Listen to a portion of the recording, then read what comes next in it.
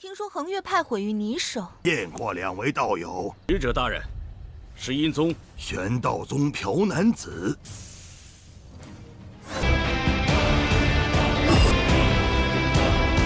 天儿系，无论修，绝不会止步于此。生灵璀璨，臣必须要产生一种。 将指日可待，应迫在眉睫。好的嘞。与我在修魔海换的百兽灵乳，这小丹炉的品质竟然步步都是金。好吧。最终禁止是连环。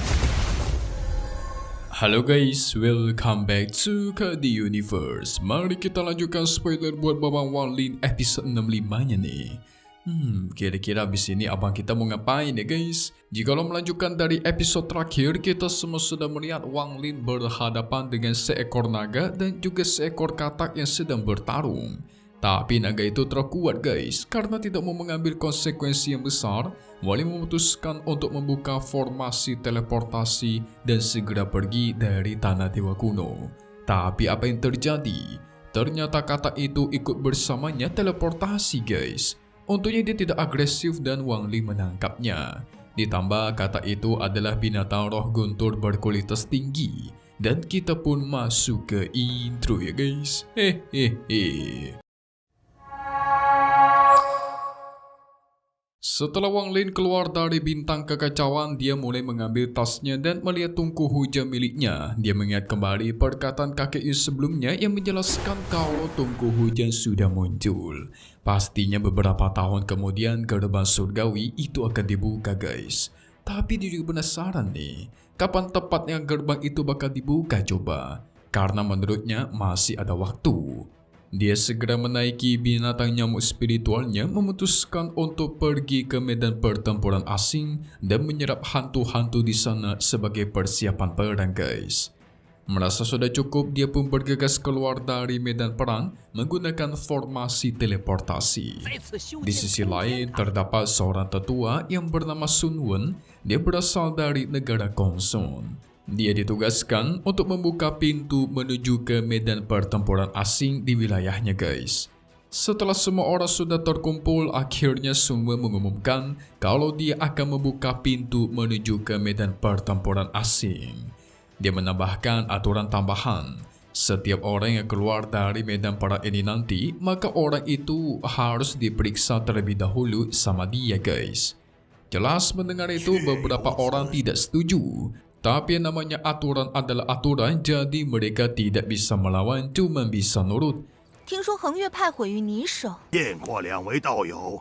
Karena tidak mau buang-buang banyak waktu, Sun Wen mengeluarkan batu giok tingkat tinggi miliknya dan mulai membuka formasi pintu. Alhasil tidak lama dari itu terbukalah lubang hitam di dekatnya guys. Tapi apa yang terjadi? Secara tiba-tiba Sun Wen terkejut. Tidak hanya dia, para murid yang berada di sana juga cuma bisa melongo guys. Ketika mereka melihat ada seseorang yang muncul dan keluar dari lubang hitam. Yang tidak lain itu adalah Wanglin. Semua menghampiri dia, memperkenalkan diri serta memberikan hormat. Jelas setelah mendengar kalau ternyata si Sun Wen berasal dari Gongsun, Wanglin terkejut. Dia muncul di wilayah Gongsun yang ternyata sudah sangat jauh guys. Jadi Wanglin terkejut, dia sampai ke tempatnya terlalu jauh. 使者大人，是阴宗玄道宗朴男子。 Tapi Sun Wen menjelaskan kembali, tempat ini bukanlah tempatnya Gongsun, melainkan negara UN yang berada di peringkat 3. Membuat Wanglin terkejut untuk kedua kalinya. Yang dia tahu negara UN berada di ujung planet. Yang berarti lebih jauh lagi.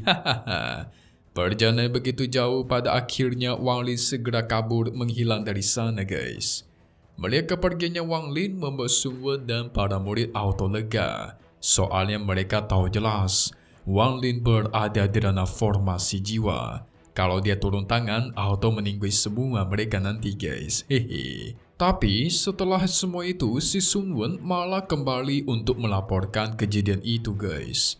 Kultivator yang berada dalam formasi jiwa berhasil kabur dari medan perang itu pasti adalah orang yang cukup terkenal. Kita beralih lagi ke sisi Wang Lin yang sudah mencapai ke sebuah pegunungan dan hutan. Sambil melihat tas penyimpanan, dia mulai merenung karena melihat batu giok tingkat tinggi miliknya itu tinggal sedikit. Ditambah lagi, dia tidak bisa menemukan batu giok tingkat tinggi dimanapun. Sehingga dia memutuskan agar tidak menggunakan formasi teleportasi dulu guys. Jadi ditahan-tahan dulu lah. Tapi dia juga sangat yakin dirinya pasti bisa masuk dan bertahan ketika mencapai ke gerbang surgawi nanti. Soalnya semua harta-harta dia, seperti makhluk roh dan iblis, itu sudah dia persiapkan semua dengan baik. Setelah melakukan perjalanan yang cukup panjang, akhirnya Wang Lin memutuskan untuk beristirahat di sebuah gua dan ingin menetap di sana. 天儿行，无论修，绝不会止步于此。生灵璀璨。 Karena merasakan bosan sambil menunggu gerbang surgawi dibuka, dia mengukir sebuah patung guys. Hobi barunya Wang Lin mengukir patung nih. Singkat cerita, 1 tahun dilewati. Nah, dia mendengar ada berita ada banyak sekali muncul binatang spiritual yang baru dan sangat buas di seluruh planet. Merasakan ada yang aneh, di sisi tenggara ada sebuah sekte iblis raksasa yang mulai menyadari guys. Kalau sebentar lagi gerbang surgawi itu bakalan terbuka.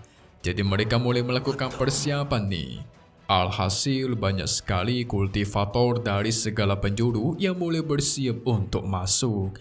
Seperti contohnya daerah ujung timur laut, bagian barat daya, bagian barat laut sampai ke kultivator misterius yang berasal dari negara Sui. Wah, Wang Lin bakal bertemu orang-orang misterius baru nih.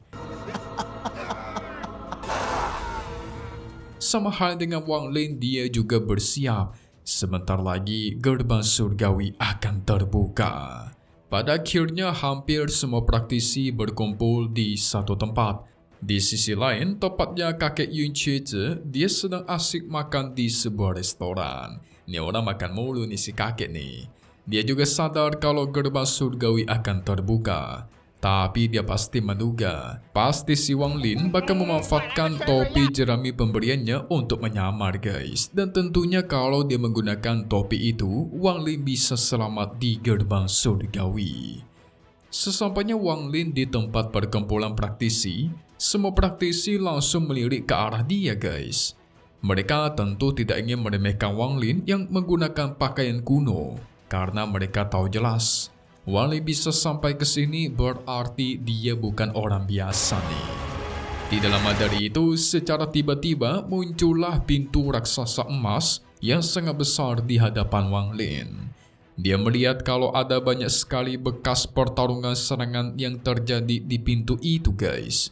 Dia menduga kalau itu pastilah perbuatan dari para praktisi lain yang pengen mencoba masuk. Tidak lama dari itu, para praktisi yang berasal dari seluruh planet di sana pun mulai berdatangan, membuat area di depan pintu mulai sempit guys.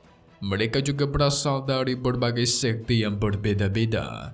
Ada yang bentuknya raksasa yang berasal dari klan iblis raksasa. Ada juga kejadian bertarung atau adu mulut karena memperebutkan tempat untuk masuk. Jadi benar-benar praktisi dari segala penjuru itu muncul guys. Kultivator misterius dari negara Sui, dia merasa bingung ketika melihat Wang Lin. Soalnya di satu sisi dia merasa sedikit familiar dan mengenal Wang Lin guys. Tapi dia tidak bisa mengingat siapakah Wang Lin ini. Wah, pantesan aja kakek Yun Cheze mengatakan kalau Wang Lin menggunakan topinya dia bisa selamat. Soalnya ada orang yang mengenal dia di sini, bahaya nih. 臣必须要产生一种。 Tidak lama dari itu muncul seorang praktisi sombong yang mendekati Wang Lin dan menyuruhnya untuk menyingkir. Jelas posisinya diganggu, Wang Lin tidak terima. Dia langsung menggunakan teknik petirnya dan melancarkan serangan. Melihat serangan itu secara tiba-tiba membuat orang-orang terkejut guys. Untungnya praktisi musuh itu berhasil menghindar. Tapi walaupun berhasil menghindar, orang itu jadi tidak berani lagi mendekati Wang Lin secara berhadapan karena dia tahu jelas petir merah milik Wang Lin itu berbahaya. 将指日可待，应迫在眉睫。 Tapi sialnya karena sedikit perdebatan itu membuat orang-orang jadi melirik ke arah Wang Lin guys. Dan tuar.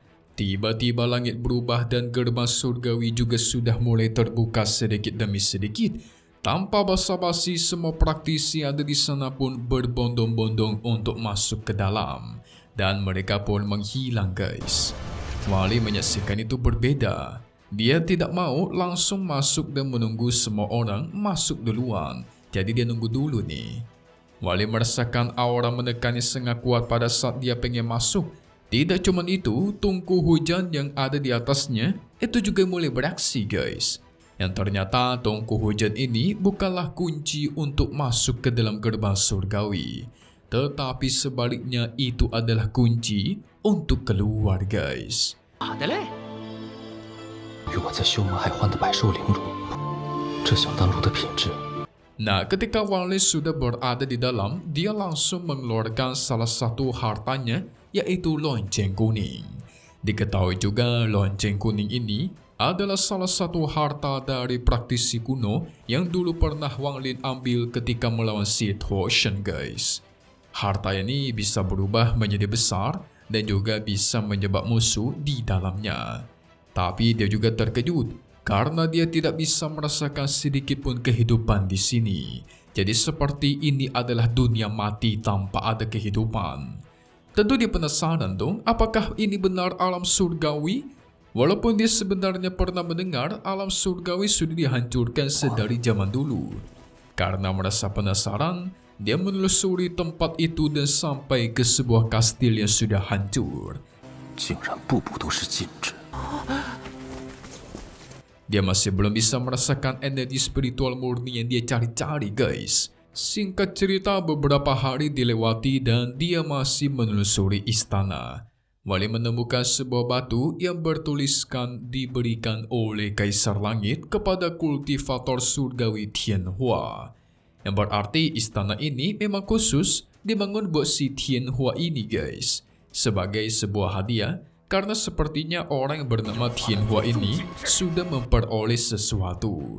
Jadi dapat hadiahnya sebuah istana. Karena membaca batu itu, Wang Lin jadi makin kepo. Sekuat apa si Tianhua ini? Dan gimanakah bentuk dari alam surgawi yang sebelumnya sudah dirusak? Soalnya Tianhua saja bisa mendapatkan sebuah istana yang begitu megah di sini guys. Tapi dia juga tiba-tiba merasakan sesuatu yang cukup aneh.